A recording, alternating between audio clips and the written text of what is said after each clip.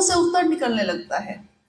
आपने कोई किताब नहीं पढ़ी, आपने कोई शास्त्र ग्रंथ नहीं पढ़ा है, आपको इसका उत्तर नहीं पता था, लेकिन उसने पूछा है तो आप उत्तर दे देते हैं और सामने वाला संतुष्ट हो जाता है और महादेव को गुरु मान लेता है।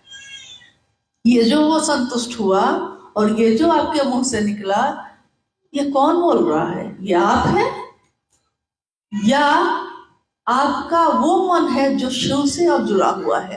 अब ताकत आपकी हमारी काम नहीं कर रही है, अब ताकत किसकी काम कर रही है? जिससे आपने अपना, एक आम भाषा है, साहब हमेशा इसका प्रयोग किए, टेकुआ।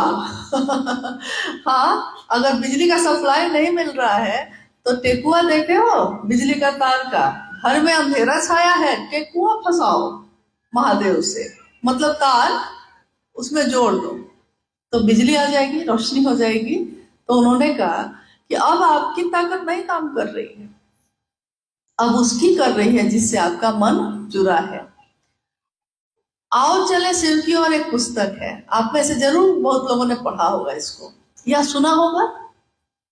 आप में से कितने लोगों ने पढ़ा है इसको? अच्छा, ठीक है। अब बताइए, मेरी जिज्ञासा है, एक पंक्ति है लिखी हुई साहब की, सारी पंक्तियां तो उन्हीं की लिखी हुई है, आओ चले शिव की ओर ही उन्हीं का लिखा हुआ है, लेकिन एक पंक्ति है जो उन्होंने लिखी है कि मनुष्य की शारीरिक शक्ति से बलशाली होती है उसकी मानसिक शक्ति, और मानसिक शक्ति से भी बलशाली होती है उसकी आध्यात्मिक शक्ति। ये पंक्ति किस आलेख में लिखा हुआ है?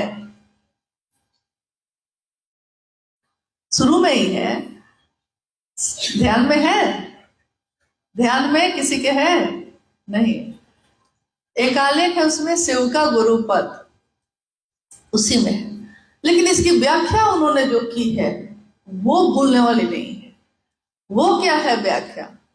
मनुष्य की शारीरिक ताकत, यानी आपके जो शरीर की ताकत है, उससे आप क्या उठा सकते हैं ये बताइए। आप एक सोफा को अकेले उठा सकते हैं? कुर्सी उठा लीजिएगा, अगर उतनी भी ताकत हो तब। अभी हम लोग रांची में थे और चर्चा चल रही थी, सामने एक छोटा सा स्टूल रखा हुआ था, हम बैठे थे, मंडल सर बैठे थे, शिव चर्चा चल रही थी, तो मंडल सर ने उस टेबल को चाहा कि मेरे तरफ वो बढ़ाए, तो हाथ तो वो लगाए लेकिन बढ़ा नहीं सके, छोटा सा टेबल, वो भी वो हाथ से नहीं ढकेल सके। तो उन्होंने